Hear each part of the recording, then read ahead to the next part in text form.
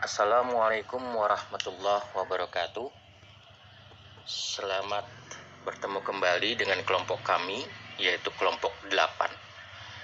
Di sini saya Felix Agus Sevianto mewakili kelompok 8 mengucapkan terima kasih kepada Ibu Aulilia Masruroh SPDI MPD selaku dosen mata kuliah perkembangan peserta didik yang telah memberikan kesempatan pada kami untuk mempresentasikan makalah kami yang berjudul Karakteristik dan Kebutuhan Anak Pendidikan Anak Berlainan. Kelompok 8 ini disusun oleh Ahdiati Fauzia, saya sendiri Felix Agus Sevianto, Nurul Ramadhani, dan Tri Hardianti Syafaah. Pengertian anak berkebutuhan khusus. Anak dengan berkebutuhan khusus atau ABK adalah anak yang secara signifikan mengalami kelainan atau penyimpangan seperti fisik, mental intelektual, sosial, emosional dalam proses pertumbuhan atau perkembangannya dibandingkan dengan anak-anak lain seusianya sehingga mereka memerlukan pelayanan pendidikan yang lebih khusus. Nah, ABK ini agak berbeda dengan anak-anak pada umumnya. Anak berkebutuhan khusus itu berproses dan tumbuh, tidak dengan modal fisik yang wajar. Karenanya, sangat wajar jika mereka terkadang cenderung memiliki sikap defensif atau penghindar, rendah diri, atau mungkin agresif, dan memiliki semangat belajar yang lemah. Namun, tanpa disadari, anak berkebutuhan khusus juga memiliki keunikan tersendiri dan dalam jenis dan karakteristiknya yang membedakan mereka dari anak-anak normal pada umumnya. Karakteristik ABK atau anak berkebutuhan khusus berdasarkan sejarah panjang yang ada dan peraturan hukum yang dibuat serta pendapat para ahli, maka karakteristiknya adalah mereka yang secara fisik, psikologis, kognitif, atau sosialnya terhambat dalam mencapai tujuan atau kebutuhan dan potensinya secara maksimal.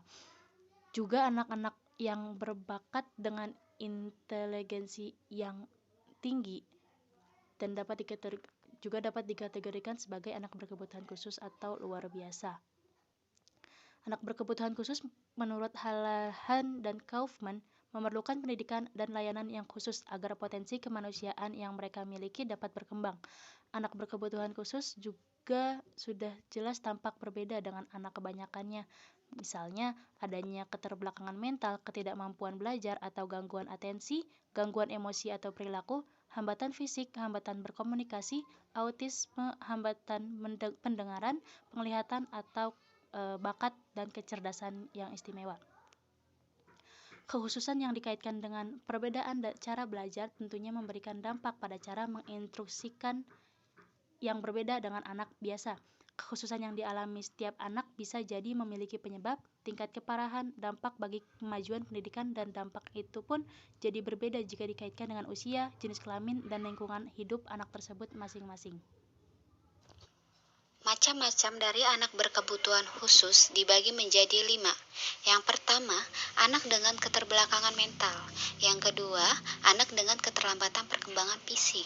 Yang ketiga, anak dengan gangguan emosional dan sentrum autisme. Yang keempat, anak dengan hambatan perkembangan kognitif.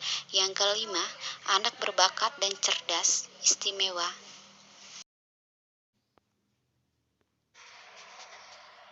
Selanjutnya kita akan membahas pada slide yang kelima. Pada slide yang kelima ini kita membahas tentang tunanetra dan tunarungu. Pada tunanetra, di mana tunanetra ini adalah anak yang mengalami gangguan daya penglihatannya berupa kebutaan menyeluruh atau sebagian, dan walaupun telah diberi pertolongan dengan alat-alat khusus, mereka masih tetap memerlukan pelayanan pendidikan khusus. Adapun ciri-ciri anak tunanetra yaitu tidak mampu melihat, tidak mampu mengenali sesuatu pada jarak 6 meter.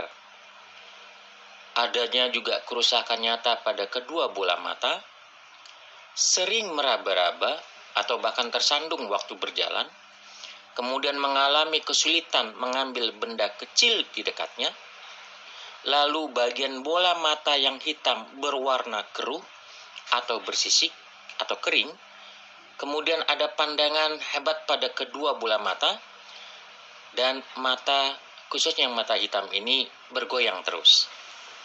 Lalu bagaimana dengan anak tunarungu?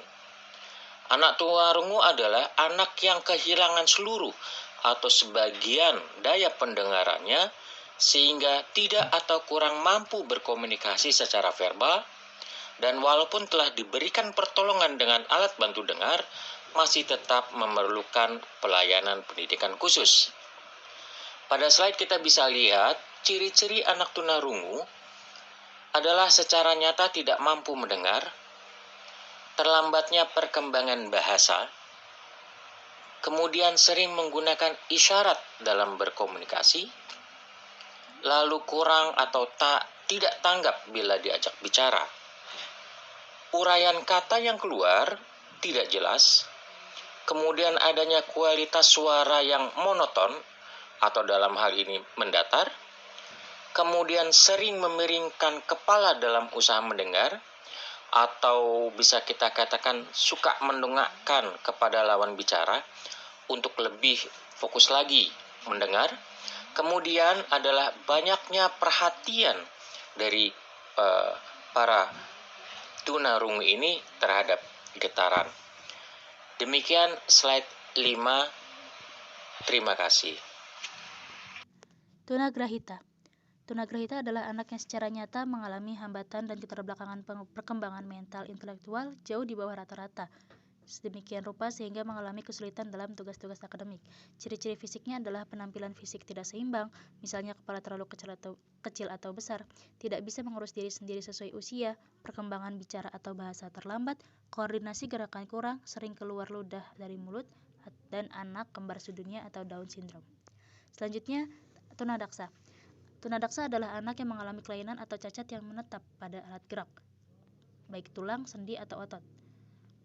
Jika mereka mengalami gangguan gerakan karena kelayuan pada fungsi syaraf otak, mereka disebut cerebral palsy atau CP.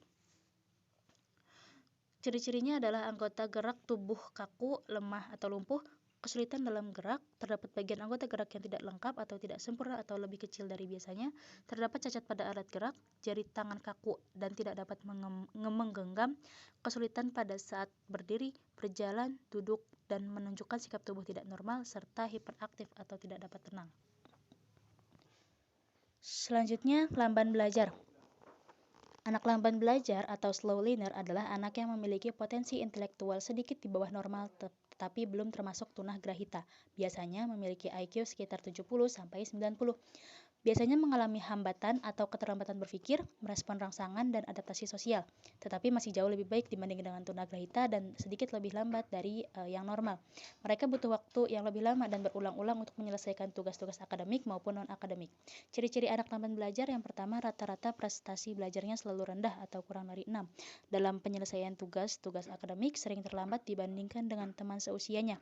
Daya tangkap terhadap pelajaran terlambat dan pernah tidak naik kelas. Selanjutnya ada anak cerdas istimewa dan bakat istimewa atau CIBI. Anak berbakat atau anak yang memiliki kemampuan dan kecerdasan luar biasa adalah anak yang memiliki potensi kecerdasan atau inteligensi, kreativitas, dan tanggung jawab terhadap tugas atau task commitment di atas anak-anak seusianya. Sehingga untuk mewujudkan potensinya menjadi prestasi nyata, memerlukan pelayanan pendidikan khusus. Anak berbakat sering juga disebut sebagai gift and talent. Ciri-cirinya adalah bisa membaca pada usia lebih dini, membaca lebih cepat dan benar, memiliki perbendaharaan kata yang luas, mempunyai rasa ingin tahu yang kuat, memiliki minat yang luas, tanggap terhadap permasalahan orang dewasa, mempunyai inisiatif dan dapat bekerja sendiri, menunjukkan keaslian atau orisinil dalam ungkapan verbal, memberi jawaban-jawaban yang baik, banyak memberikan gagasan, luas dalam berpikir, terbuka, dan memiliki pengamatan yang tajam. Anak kesulitan belajar dibagi menjadi 3 bagian. Yang pertama, kesulitan belajar membaca. Ciri-cirinya seperti perkembangan kemampuan membaca terlambat, kemampuan memahami isi bacaan rendah, dan kalau membaca sering terdapat kesalahan. Yang kedua, kesulitan belajar menulis. Ciri-cirinya seperti kalau menyalin tulisan sering terlambat selesai, sering salah menulis huruf dan angka, hasil tulisannya jelek dan tidak terbaca, banyak tulisan salah atau huruf hilang, dan sulit menulis dengan benar. Yang ketiga, kesulitan belajar berhitung. Ciri-cirinya seperti sulit membedakan tanda-tanda matematika, sulit mengoperasikan hitungan atau bilangan, sering salah membilang dengan urut, sering salah membedakan, dan sulit membedakan bangun-bangun geometri. Baik, kita akan membahas contoh kasus pada slide ke-9. Di sini contoh kasus di mana ada seorang siswi yang bernama Mas Arjani. Dia merupakan siswi kelas 5 sekolah dasar luar biasa di Singaraja, Bali. Dia adalah putri ketiga dari pasangan Komang Praman dan Komang Ayuni yang berada di Desa Ularan, Seririt, Bali. Siswi ini adalah yang sangat periang. Namun sejak lahir ia memiliki kecacatan yang kita kenal dengan istilah tuli dan bisu.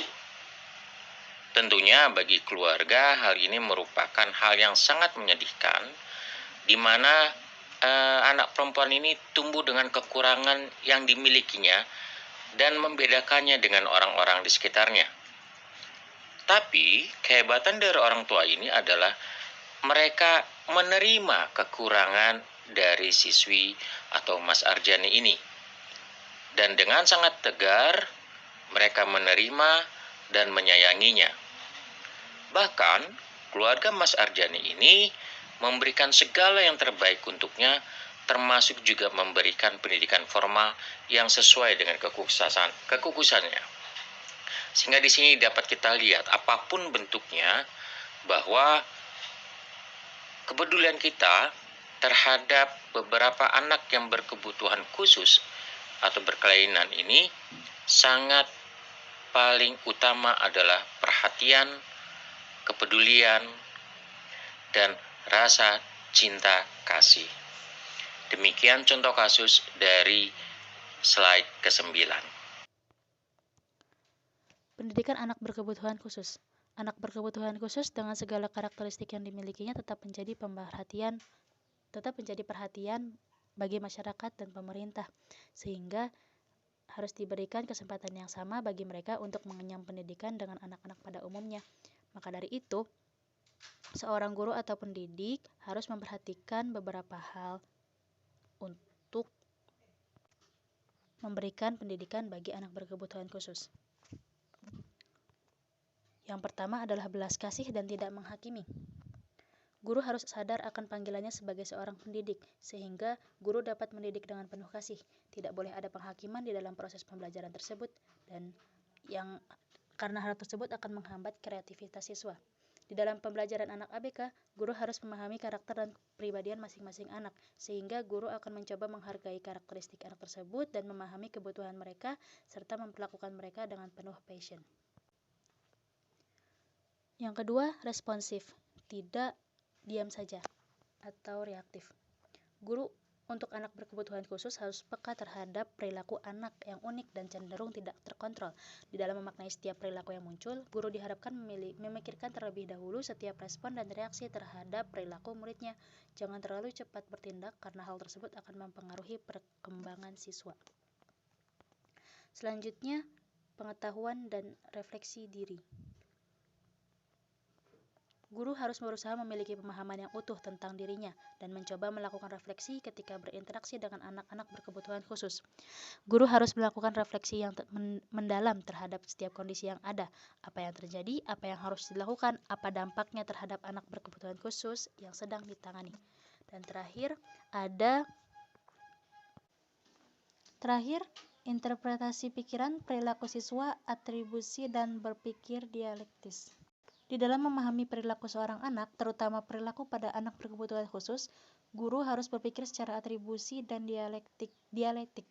Guru harus benar-benar memahami dengan penuh kesadaran tentang apa yang menyebabkan perilaku anak yang terkadang dianggap aneh atau berbeda dari anak pada umumnya, yang diharapkan akan berdampak kepada perilaku guru terhadap murid.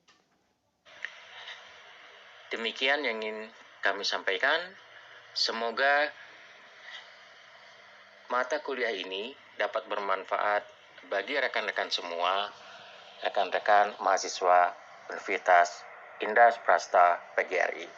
Terima kasih.